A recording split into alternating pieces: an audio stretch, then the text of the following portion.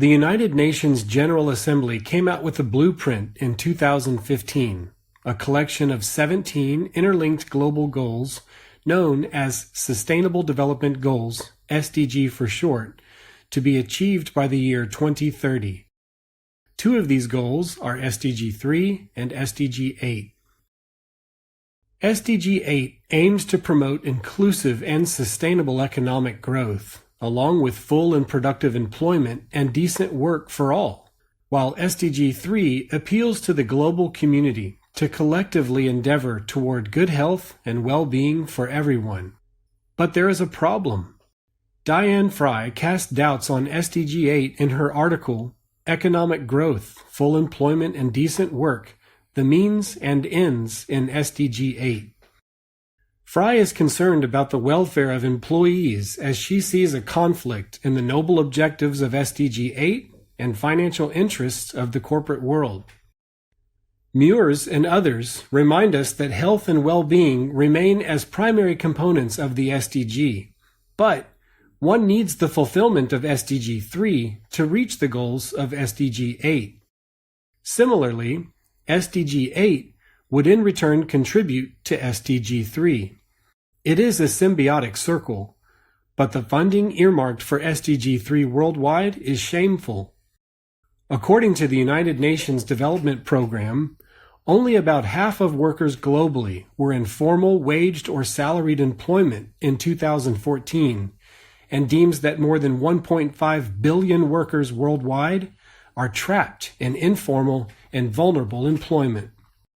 It is in this context that SDG 8 proclaims, promote inclusive and sustainable economic growth, full and productive employment, and decent work for all.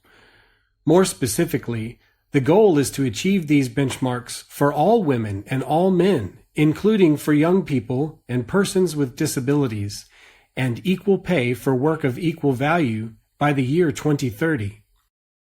Corporate interest, represented by the International Organization of Employers, advanced a market-centered business approach. Governments are not human rights bearers, but enterprise enablers. Governments create a good business environment in which successful enterprises and economies will sustainably grow, prosper, and create jobs.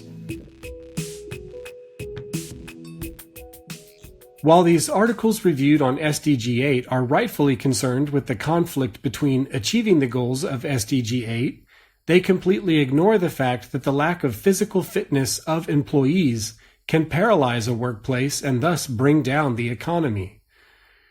While the global community must commit to achieve the goals of the SDGs, including full employment and decent work, irrespective of gender, those working should be physically fit before and after entering the job market. In our pursuit to achieve SDG 8, corporations, as well as SMEs alike, need to have a healthy and physically fit workforce to be productive and competitive in reaching economic goals. There is a funding vacuum to realize SDG 3 and SDG 8. The social responsibility of governments and the private sector are different.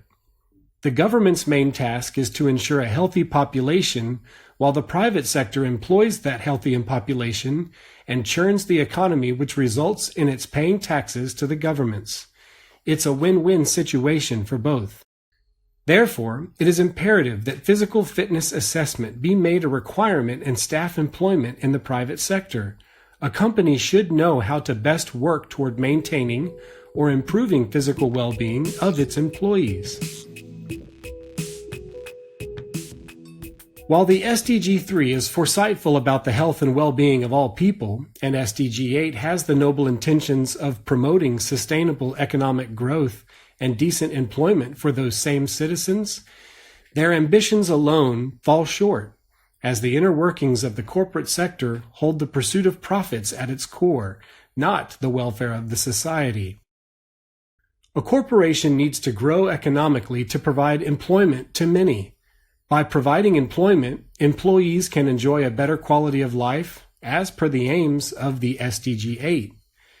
However, corporations should be prepared to benefit those that they employ.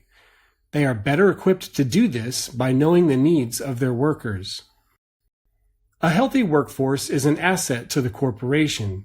It doesn't have to dig too deeply into profits to provide basic physical fitness programs to its staff to be healthy. A healthy workforce would be industrious and committed to carrying out their roles as committed and responsible corporate citizens.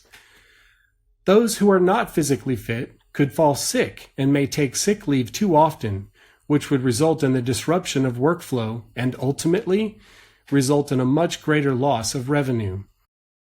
While the private sector concentrates on creating economic benefits for the country, the public sector should ensure that those who enter the job market are suitably educated and physically fit to play their roles in the jobs they land. Today, the corporate world has to employ workers from the general population who are no doubt competent, but the same cannot be said about their physical fitness. According to the U.S. Office of Personnel Management, legal challenges have arisen over the years because physical ability tests, especially those involving strength and endurance, tend to screen out a disproportionate number of women and some ethnic minorities. There is a sizable gap in literature related to exploring if and how pre-employment fitness testing might be developed with inclusion across genders and abilities in mind. Physical fitness can have direct impact on employee wellness and productivity. The promotion of physical fitness would promote the SDG 3. Pre-employment fitness testing can help employers better screen candidates and improve productivity, meeting the desired outcomes of SDG 8. Can private employers effectively promote health and wellness in the workplace by testing physical fitness pre-employment without discriminating disability and gender? This is our proposal. We will attempt to answer this important question to contribute to the fulfillment of the Sustainable Development Goals.